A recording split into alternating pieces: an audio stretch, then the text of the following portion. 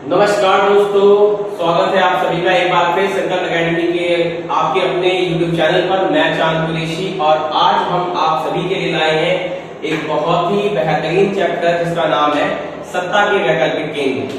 तो दोस्तों, जैसा कि आप सभी को पहले ही पता है कि हम पिछली वीडियोस में शीतयुग के बारे में, द्वैधता के अंत के बारे में बेसिकली बता चुके हैं और ये चैप्टर जो है जो हम इस बार रिपीट कर रहे हैं, ये बेसिकली हमारा रिवीजन कोर्स है और इस रिवीजन कोर्स में हम बहुत सारे ऐसे क्वेश्चनों के बारे में बात करेंगे जो एग्जाम के हिसाब से बहुत ज्यादा इंपॉर्टेंट है और कहीं ना कहीं ये आपके सीबीएसई आने वाले एग्जाम्स में भी बहुत ज्यादा मदद करेगा, हेल्पफुल रहेगा और बहुत सारी इसमें कहीं ना कहीं जानकारियां भी आपके साथ शेयर करेंगे।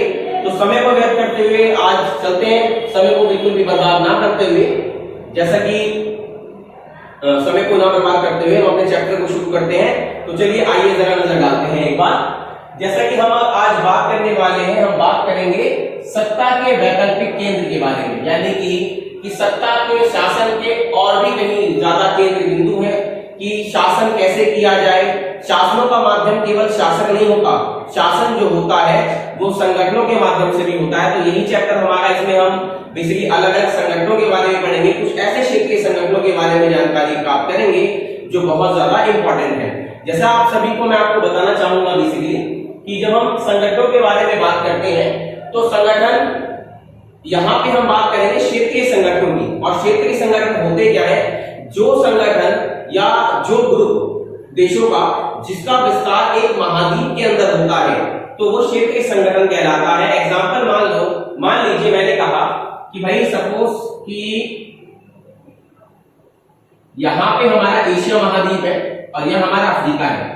अगर एशिया महाद्वीपों के देशों ने अपना एक संगठन बना रखा है तो वो क्षेत्रीय संगठन कहलाएगा। क्यों? क्योंकि उसमें केवल एशिया महाद्वीप के देश हैं, अफ्रीका के नहीं है। लेकिन यदि इसमें हम अफ्रीका के देशों को भी जोड़ देते हैं तो ये एक अंतरराष्ट्रीय संगठन कहलाता है। तो जिस संगठन का विस्तार केवल एक ही महाद्वीप तक होता है या उसी महाद्वीप के देश उस संगठन में शामिल होते हैं तो वो क्षेत्रीय संगठन कहलाता है।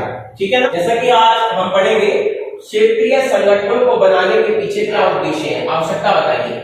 जब हम बात करते हैं क्षेत्रीय संगठनों की तो क्षेत्रीय संगठन हमारे लिए क्यों इंपॉर्टेंट है कि अगर एक देश के कई सारे एक महाद्वीप के कई सारे देश मिलकर एक संगठन बनाते हैं तो उस संगठनों की हमें आवश्यकता क्यों है? तो अगर बात करी जाए, देखो, जब एक महाद्वीप के कई सारे देश मिलकर अपना एक संगठन बनाते हैं तो वो बनाते हैं लोगों के कल्याण के लिए, कि लोगों का विकास हो जाए, उनके जीवन में सुधार आ सके।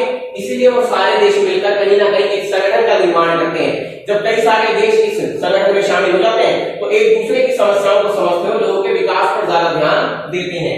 दूसरा, सभी क्षेत्रों में जितने भी संगठन, एग्जाम्पल जितने भी देश जो है उस संगठन में शामिल होंगे तो उस संगठन के जितने भी देश हैं वो सभी क्षेत्रों में, यानी कि सबका सांस्कृतिक, आर्थिक और सामाजिक क्या करेंगे? विकास करेंगे। अगर मैं बात करूं, जैसे अब बहुत सारे संगठनों के बारे में, चैप्टर के बारे में पढ़ेंगे, ठीक है ना? तो एक संगठन में जैसे कई सारे देश हैं तो वो सारे देश मिलकर एक दूसरे की समस्याओं का समाधान करते हैं। अब चाहे वो सांस्कृतिक हो, चाहे वो आर्थिक हो, चाहे वो सामाजिक हो, हर तरीके से सभी की समस्याओं को सुलझाना है और अपने संगठन, अपने ग्रुप को एक मजबूती के तौर पे आगे लेकर चलना है। फिर अगर बात करें, क्षेत्रीय संगठन जो है ये विश्व शांति को बढ़ावा देने के लिए बहुत ज्यादा आवश्यक है। क्योंकि अगर मान लो एक महाद्वीप का संगठन है तो वो अपने महाद्वीप में शांति सुरक्षा को बढ़ावा देगा तो उससे विश्व शांति को भी कहीं ना कहीं बढ़ावा मिलेगा। सामूहिक आत्मनिर्भरता को बढ़ावा देने के लिए, यानी कि एग्जाम्पल कि सामूहिक आत्मनिर्भरता का तात्पर्य यहाँ पर इस चीज से है कि यदि जितने भी संगठन में देश हैं वो मिलकर एक दूसरे पे निर्भर रहेंगे, ना कि दूसरे किसी बाहरी देशों पर निर्भर ना होकर के वो आपसी सहायता पर निर्भर रहेंगे कि एक दूसरे की समस्याओं को आपस में मिलकर वो सॉल्व कर ले। ठीक है ना? फिर है कि क्षेत्रीय व अंतरराष्ट्रीय संगठनों के साथ सहयोग करना। जब दोस्तों बात करी जाती है एग्जाम्पल संगठनों के बारे में तो हम यहाँ पढ़ते हैं क्षेत्रीय संगठनों के बारे में। तो एक संगठन क्या करता है? बेसिकली और भी संगठनों के साथ मिलकर चलता है, दूसरे संगठनों के साथ तालमेल में मिलाकर चलता है। तो इससे क्षेत्रीय और अंतरराष्ट्रीय संगठनों में एक प्रकार का सहयोग कायम होता है जो कि विश्व शांति के लिए बहुत ज्यादा आवश्यक है।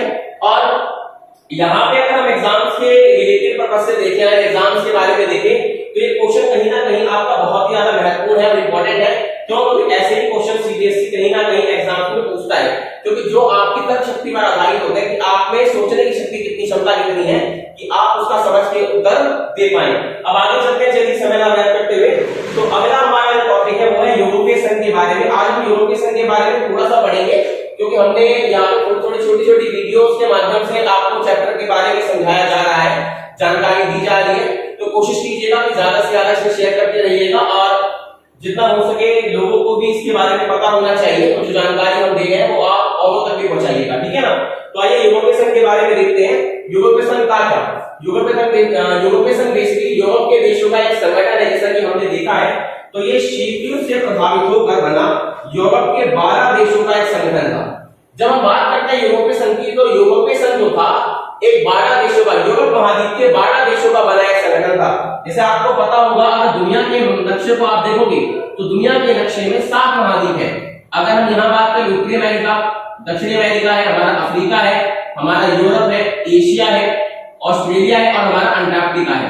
तो बेसिकली जब हम यूरोप की बात करते हैं तो यूरोप के 12 देशों का एक संगठन है जिसका नाम है यूरोपीय संघ। जिस समय दुनिया 2 भागों में बटी हुई थी, यानी शीत युद्ध चल रहा था, एक तरफ सोवियत संघ था और एक तरफ अमेरिका था। एक तरफ अमेरिका, दूसरी तरफ क्या था? सोवियत संघ। तो उस समय दुनिया 2 भागों में बट चुकी थी। तो उस समय इन दोनों महाशक्तियों से बचने के लिए यूरोप के देशों ने एक संगठन का निर्माण किया था उस समय, और आगे चलकर वो यही यूरोपीय संघ कहलाया, ठीक है ना। तो यूरोप के 12 देशों का संगठन, इसकी स्थापना जो हुई थी वो हुई थी 1992 में। इसमें शामिल देशों की बात करी जाए तो इसमें पोलैंड है, फ्रांस है, इटली भी है, जर्मनी भी है, आयरलैंड है, पुर्तगाल, स्पेन आदि कई सारे इसमें देश जो है सम्मिलित है। अब संख्या ज्यादा हो चुकी है इसकी बेसिकली। और मैं आपको एक जानकारी इसमें और शेयर कर देता हूं कि इसका एक जो मेंबर था वो ब्रिटेन था। वो ब्रिटेन, इसका आप इंग्लैंड भी कहते हो, तो ब्रिटेन इसका सदस्य था यूरोपीय संघ का, परंतु अब वो इससे बाहर हो चुका है और 31 जनवरी 2020 को वो यूरोपीय संघ से पूरी तरीके से बाहर हो चुका था, तो अब इसका सदस्य नहीं है, ठीक है ना। अब अगर बात करी जाए यूरोपीय संघ के झंडे की, ये बड़ा ज्यादा इंपॉर्टेंट है, एक बार पूछ लेता है। तो यूरोपीय संघ के झंडे में 12 सोने के रंग के सितारों का घेरा, एक ऐसा घेरा है, उसमें 12 सोने के रंग के बेसिकली सितारे हैं। तो ये आप ध्यान रखिएगा बिल्कुल इस चीज के बारे में, क्योंकि ये भी कहीं ना कहीं एग्जाम से रिलेटेड है, पूछ लेता है, ठीक है ना। तो अब हमने यहाँ पे यूरोपीय संघ के बारे में देखा। अब हम चलिए आगे इसके निर्माण की प्रक्रिया को जरा समझते हैं कि इसका निर्माण किस तरीके से हुआ, किस तरीके से ये संगठन बना था। तो जब दोस्तों यूरोपीय संघ के निर्माण की प्रक्रिया की बात की जाती है तो सबसे ज्यादा इंपॉर्टेंट जो आपका शॉर्ट क्वेश्चंस पूछे जाते हैं वो पूछा जाता है मार्शल योजना के बारे में। जी हाँ, अगर बात करें मार्शल योजना, ये बेसिकली 2 नंबर में आता है क्वेश्चन कि 1948 की मार्शल योजना क्या थी।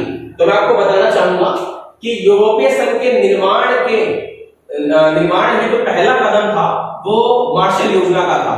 उस समय जो अमेरिका के राष्ट्रपति थे मार्शल, उन्होंने क्या करा था कि यूरोपीय पश्चिमी देशों को बेसिकली सहायता, आर्थिक सहायता दी गई थी। तो उसमें यूरोपीय संघ को भी सहायता मिली थी, यूरोप के देशों को आर्थिक सहायता दी गई थी। और यूरोपीय देशों को जब आर्थिक सहायता दी गई तब वो पहली बार कहीं ना कहीं एक दूसरे के नजदीक आए थे। तो 1948 की मार्शल योजना के तहत पश्चिमी देशों यानी यूरोपीय देशों की आर्थिक सहायता की गई, जिससे उसके निर्माण का पहला कदम तय हुआ। फिर आगे 1949 में जो है यहाँ बनती है एक गठित निर्माण होती है यूरोपीय परिषद। एक यूरोपीय परिषद बनाई जाती है बेसिकली, जिसमें यूरोप के देशों को शामिल किया जाता है, ठीक है ना। तो इसमें बेसिकली जितने भी देश थे, अगर हम यूरोप के सारे देशों की बात करी जाए कि भाई यूरोप के इसमें सारे देश लगभग जो है बैठे हैं, तो यूरोप के सभी देश मिलकर बैठ के अपने जितने भी राजनीतिक विवाद है उनको समाप्त किए गए। यानी कि 1949 में जो यूरोपीय परिषद बनाई गई उसमें सभी देशों को बुलाया गया, और सभी देशों को बुलाने के बाद उन सभी देशों के जितने भी आपसी राजनीतिक विवाद थे उनको समाप्त किया गया। क्योंकि ऐसा होता है कि जब भी कोई ग्रुप या संगठन बनता है तो वो संगठन तब तक कामयाब नहीं है जब तक कि उनके आपसी विवादों को खत्म ना किया जाए। कहते हैं ना कि दोस्ती जब तक नहीं मिलेगी जब तक आपसी रंजिश या छोटी मोटी जो भी कलेश वगैरह है, कला वगैरह, वो दूर ना हो जाए, ठीक है ना। तो अच्छी दोस्ती वही है जहां पर किसी प्रकार का कोई कलेश ना हो, ठीक है ना। तो इनको बुला करके सभी की जो भी राजनीतिक विवाद थे उनको खत्म किया गया। फिर इसी समय 1957 में एक ईईसी का गठन किया गया। ईईसी है क्या? European economic community. European economic community का गठन किया गया, जिसके माध्यम से इन देशों को आर्थिक सहायता मिलेगी ताकि ये अपना विकास कर सके। अब इसलिए यूरोप के देशों के लिए था। फिर आगे बढ़ते हैं, अब आती है 1985 की शांघाई संधि। शांघाई संधि भी कहीं ना कहीं महत्वपूर्ण है, क्यों? क्योंकि इसमें बेसिकली हुआ क्या था कि यूरोप के जितने भी 12 देश हैं उन 12 देशों में जितना भी सीमा नियंत्रण है उनको समाप्त कर दिया गया, यानी कि 12 देशों में किसी प्रकार का कोई सीमा नियंत्रण नहीं होगा, आवाजाही पर किसी प्रकार की रोक नहीं लगेगी बेसिकली। तो सभी राज्यों को एक तरीके से सीमा नियंत्रण से समाप्त कर दिया गया, स्वतंत्र कर दिया गया था कि बिना रोक टोक के सभी देश आपस में एक दूसरे से मेल जोल कर सके और आ जा सके, ठीक है ना। अब इसी समय 1985 की शार्लेमेन संधि में आपको याद होगा जब शीत युद्ध चल रहा था तो उस समय जर्मनी के दो हिस्से थे, एक तो था हमारा पूर्वी जर्मनी जो सोवियत संघ के कब्जे में था, दूसरा हमारा पश्चिमी जर्मनी था जो कि अमेरिका के कब्जे में था। तो 1985 की जब शार्लेमेन संधि हुई तो उस समय जर्मनी का भी एकीकरण कर दिया गया, कुछ समय बाद जर्मनी को भी इसमें शामिल कर लिया गया था। तो 1985 की शार्लेमेन संधि में सीमा नियंत्रण को समाप्त कर दिया गया 12 देशों के बीच और जर्मनी का भी एकीकरण कर दिया गया था। तो आशा है कि आपको यहाँ तक समझ में आया होगा। अब आगे बढ़ते हैं थोड़ा सा, तो अब देखते हैं कि 1992 की मास्ट्रिक्ट संधि, और यहाँ पे हमारे जितने भी बच्चे हैं उनको सभी को इस चीज के बारे में पता होगा बेसिकली कि जब हमारा टेस्ट हुआ था ऑफलाइन, तो उस ऑफलाइन टेस्ट में मैंने एक क्वेश्चन जो था 2 नंबर में पूछ रखा था कि 1992 की मास्ट्रिक्ट संधि क्या थी, ठीक है ना। तो उसमें कई बच्चों ने काफी अच्छे आंसर्स भी दिए थे, कई ने थोड़ा सा गलत में भी ले गए थे, वो सही से आंसर नहीं लिख पाए थे उसमें। तो अब जरा इसको ध्यान से समझिएगा, क्योंकि जब शॉर्ट क्वेश्चंस की बात की जाती है तो मार्शल योजना मास्ट्रिक्ट संधि कहीं ना कहीं बहुत ज्यादा महत्वपूर्ण है आपके लिए, ठीक है ना। तो ये क्वेश्चन 1-2 नंबर के हैं, तो इन पे भी थोड़ा थोड़ा आप नजर मारते रहिएगा, ठीक है ना। तो अगर बात करी जाए मास्ट्रिक्ट संधि की, तो हुआ क्या कि मास्ट्रिक्ट संधि के टाइम पर जब ये आखिरी समझौता हो रहा था तो बेसिकली यूरोप के सभी 12 देशों को बुलाया गया, सभी 12 देशों को बुलाकर एक समझौते पत्र पे सभी के हस्ताक्षर किए गए, सभी के हस्ताक्षर किए गए। और जब इन सभी देशों के हस्ताक्षर किए गए तो ये बात तय हुई क्या कि इन 12 के 12 देशों की एक विदेश नीति होगी, एक सुरक्षा नीति होगी, एक स्थापना दिवस होगा, एक राष्ट्रीय गान होगा और एक मुद्रा होगी यूरो, ठीक है ना।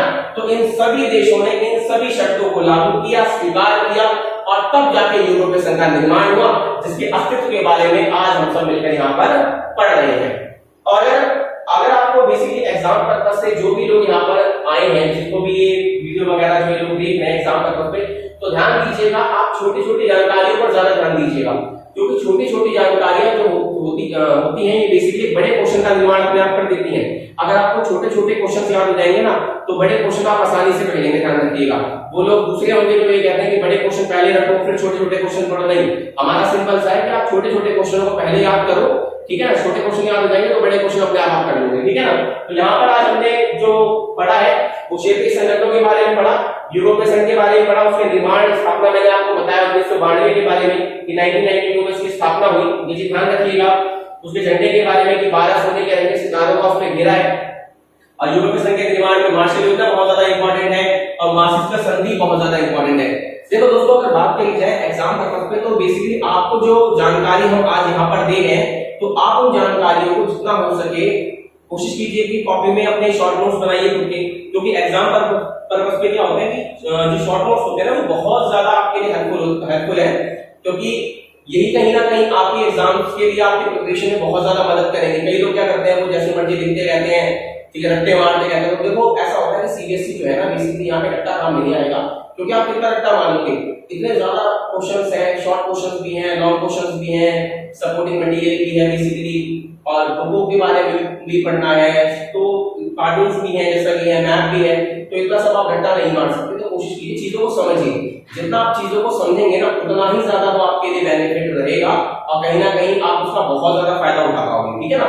तो आशा करता हूँ कि आपको ये वीडियो पसंद आई होगी, और अगर आपको ये वीडियो पसंद आई है तो जितना हो सके इसको कोशिश कीजिए कि शेयर कीजिए अपने दोस्तों के साथ, और अगर अच्छी लगी है तो कमेंट भी कीजिए और कमेंट में बताइएगा जरूर कि भाई वीडियो कैसी लगी और आगे जो भी कमी लगी तो उसको हो सकता है कि हम आगे पूरा करेंगे। तो चलिए फिर मिलते हैं नेक्स्ट वीडियो में, और आज के लिए बहुत बहुत धन्यवाद।